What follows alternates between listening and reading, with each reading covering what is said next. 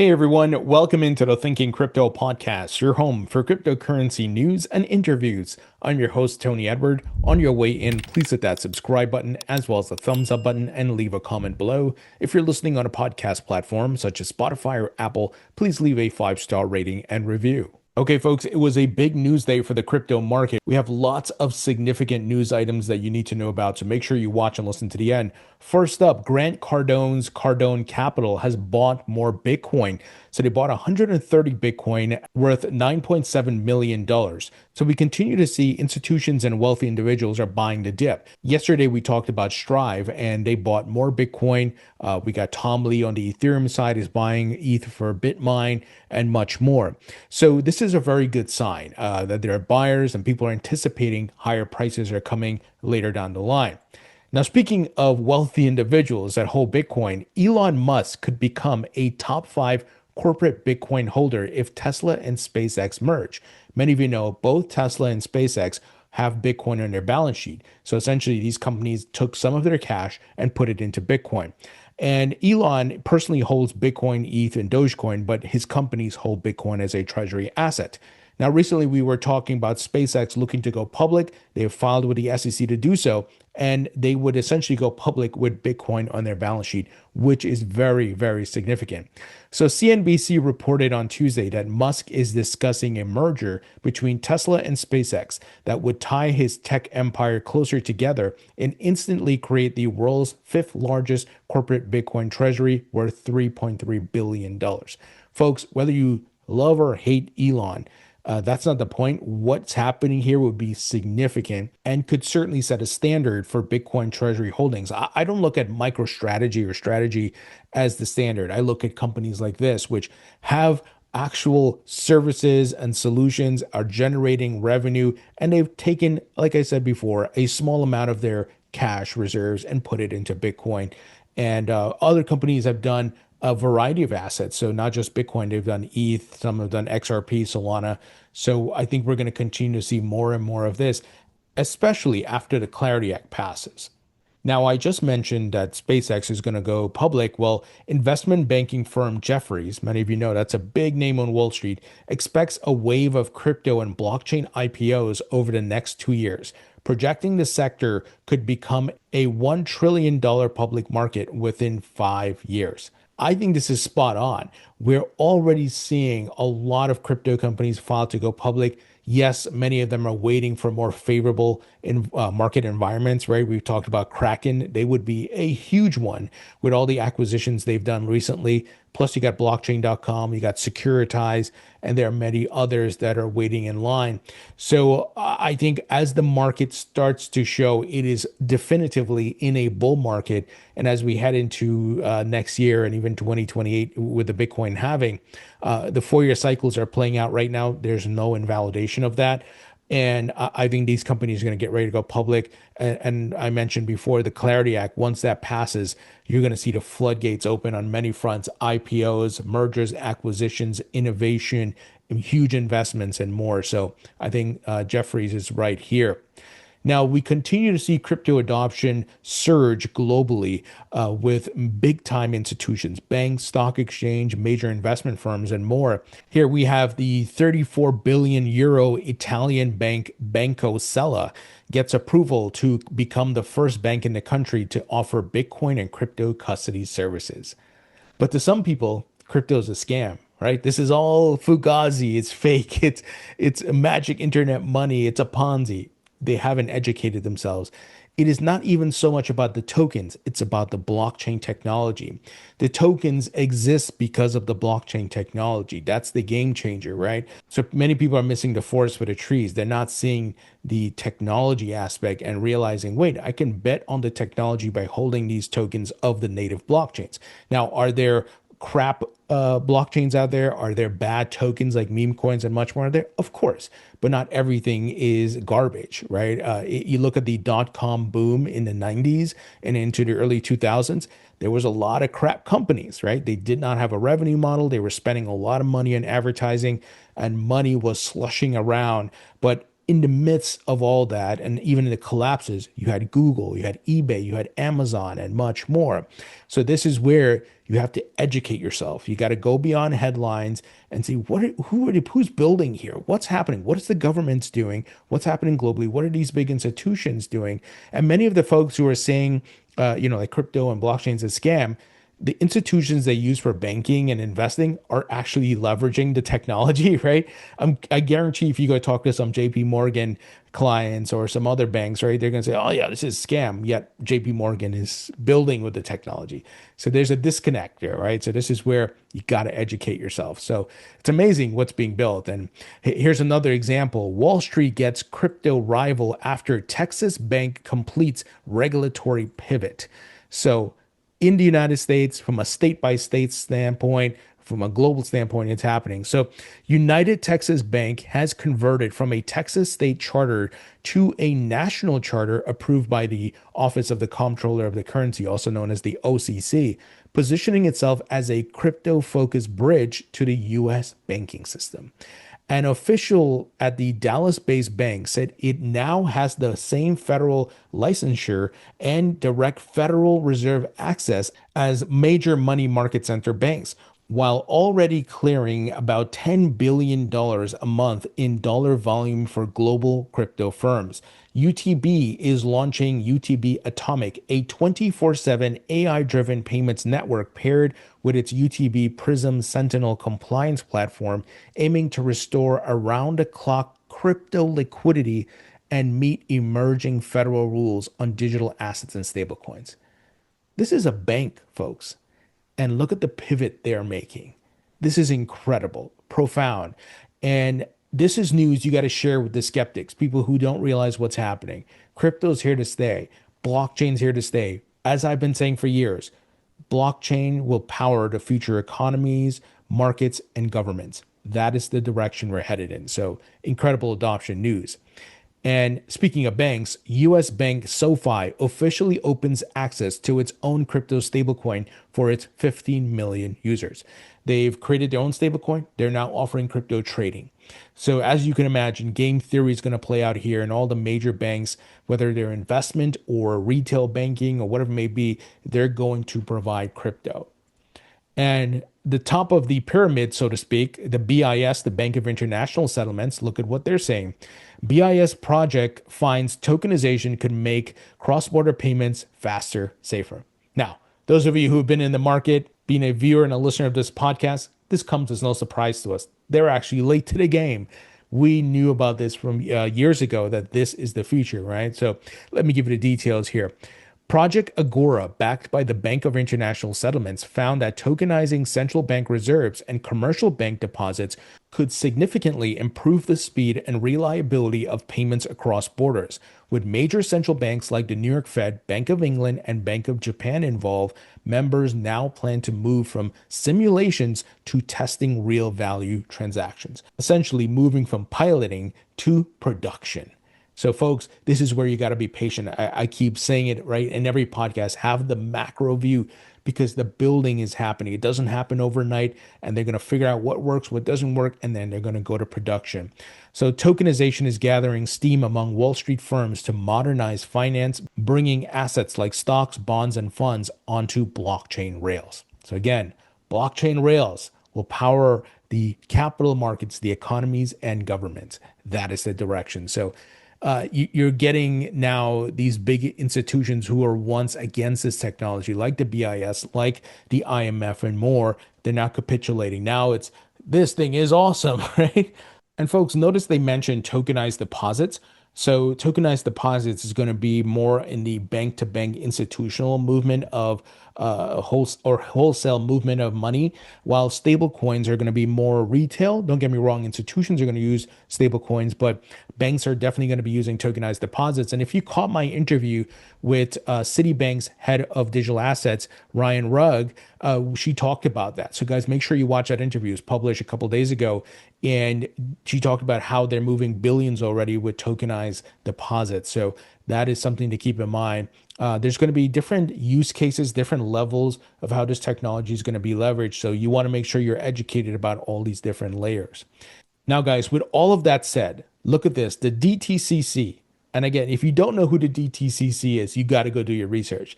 They are a powerhouse, guys, and they are now partnering with Stellar, the Stellar blockchain, to build on there. They're going to tokenize assets.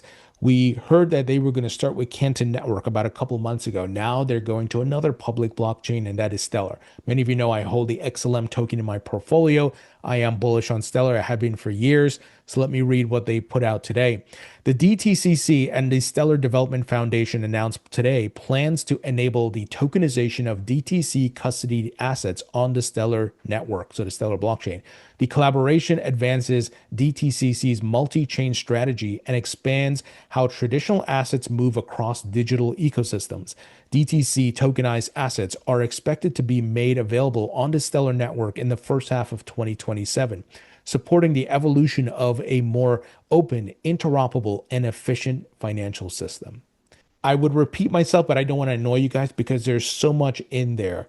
So many things that are so significant that is showing the pathway of where we're headed. And I hope you guys recognize it. I hope you recognize it. If I were to make the analogy, it's like in the 90s telling people, hey, commerce and communication and the movement of information is going to go on the internet. You need to build a website. You need to have an app. It's going to go into mobile as well, right? And then people are like, oh, whatever, right? Yeah, whatever, right? And then they have their blockbuster moment, right? Netflix came along and took Blockbuster's market share. So this is where you need to recognize, and for the first time in history, you can obviously bet on the networks and you don't have to be an accredited investor and you don't have to put $1 million. You can literally start dollar cost averaging by putting $10 or $100, right? So that is the game changer that you can participate. That's why we're here, because obviously many of us are trying to get financial freedom. We're trying to build up our retirement and, outpace the debasement of currency and inflation by holding assets. And I believe crypto is still the fastest horse in the race, and it will catch up. I think once, like I've been saying, the Clarity Act is passed and we have all these on-ramps being set up, and we're going to see incredible adoption. Now, I love what Austin Campbell, founder of Zero Knowledge Consulting, had to say about this news with DTCC and Stellar. Many of you may recognize that name. I've interviewed him many times. He's a very smart, brilliant guy. So here's what Austin had to say. Number one, very interesting move by the DTCC, moving onto an actual public blockchain. This is starting to move their project away from pure theater for private entities only towards the possibility of self-custodial, composable building on chain. A very positive step, and I salute both the DTCC and Stellar for this move. He says, number two, for a long time, I've been saying that there are a subset of blockchains better suited to institutional adoption than others, those with structured and customizable controls around assets, validators, and trust assumptions are likely to dominate. For example, Stellar. And if you want another option, Avalanche, or AVAX is a native token. These are some of the most disfavored by crypto natives, but the thing to understand is the institutional preferences are not the same. Great point. Great point, right? So this is where you got to watch out for the hype and look at the actual adoption. And sometimes with these chains, you have to wait for a long time. This is where I keep harping, have the macro view, right?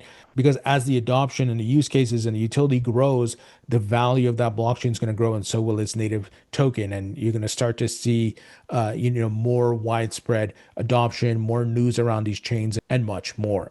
So he wraps it up by saying institutions care more about open access plus credible neutrality amongst each other plus appropriate controls than maximum decentralization. Think open banking, not cypherpunk. I think he's spot on here with these thoughts. Now, folks, a great place where you can invest in Stellar, the XLM token, and even AVAX, the native token of Avalanche, and other altcoins and Bitcoin is on iTrust Capital. But iTrust Capital offers you something unique. They let you invest in these crypto assets via an IRA so that you can get the huge tax advantages. Whether it's short-term selling or long-term selling, you get the reduction in the capital gains tax, right? So that's huge. Many of you know a capital gains tax, I've said many times, is highway robbery, but this is a way to bypass it. And if you have that long-term view, you can do it with iTrust Capital. So they not only allow you to invest in crypto, but also in precious metals like gold and silver. So you're getting access to other asset classes. And soon they're going to be adding stocks. So you can trade these assets 24/7 in the IRA. It's low cost, no monthly fee. And if you have an existing 401k or IRA, you can simply roll it over to iTrust Capital's version. They also offer great crypto custody and security. So they have what's called a premium custody account, and they leverage Coinbase Prime and Fidelity Digital Assets. And we know BlackRock leverages Coinbase Prime. So you're getting tier one institutional level custody here. So you can sleep at night, and it's a closed loop system. So if someone hacks into your account, they can't withdraw the funds, and it's low fees. And again, you can go in and out of it 24/7. So it's a great option. And by the way, the gold and silver product, this thing is physical gold and silver. It's not paper gold and silver. So if you want to redeem the physical assets, you can do that. So not many platforms offer that. And folks, I have an account with them. And if you sign up with my link, you can get $100 funding bonus. So go learn about this and see if it's good for you. It's itrustcapital.com/go/thinkingcrypto. Link will be in the description. Okay, folks, we got news here that Robinhood is letting AI trade for you so you don't have to keep checking the markets. Robinhood is bringing a hedge fund style automation to everyday investors by letting AI agents build portfolios, execute stock trades, and even go shopping using virtual credit cards. Now, obviously, this is not specific to crypto, but it does involve crypto because Robinhood has that as an asset class offering. But this is the future. I want to highlight, a lot of platforms are going to do this. They're going to have agentic trading. AI is going to help a lot of people to better understand the markets and give you better insights and even help you to be better with trading.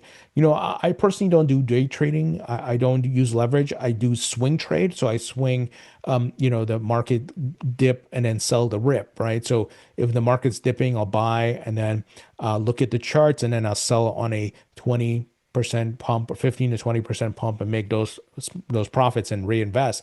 Now you don't have to do that. That's just something I do. And it's no risk on me because I'm not using leverage, so I don't get liquidated. If the market doesn't go in the direction I'm going, I just have to be a bit more patient, or I just add it to my long-term hold bag, right? So that's how I approach it. But this is really interesting that Robinhood is doing this, and I think it's what we're going to see on every platform. Now, speaking of crypto trading, Kraken Exchange launches Bitcoin Vault, letting Bitcoin holders earn yield through DeFi protocols, including Aave and Morpho. So yield is certainly, something you want to be able to leverage to put your assets to work. Obviously, it's much easier with proof of stake blockchains, but when you have Bitcoin, which is digital gold, it can't really generate a yield unless you put it to work somewhere. So obviously, always do your research, make sure there is the proper safeguards, maybe insurance and all these things. Obviously, Kraken is a company I trust. They've been around for a long time. So there are smaller platforms where you do have to watch out and be careful. But this is great. We continue to see innovation and building. And look at this. MasterCard secures a New York BIT license, clearing the way for the payments giant to operate digital asset and stablecoin infrastructure under one of the strictest crypto regulatory frameworks in the US. I hate the BIT license in New York. It's really annoying. They should get rid of it, but it is what it is.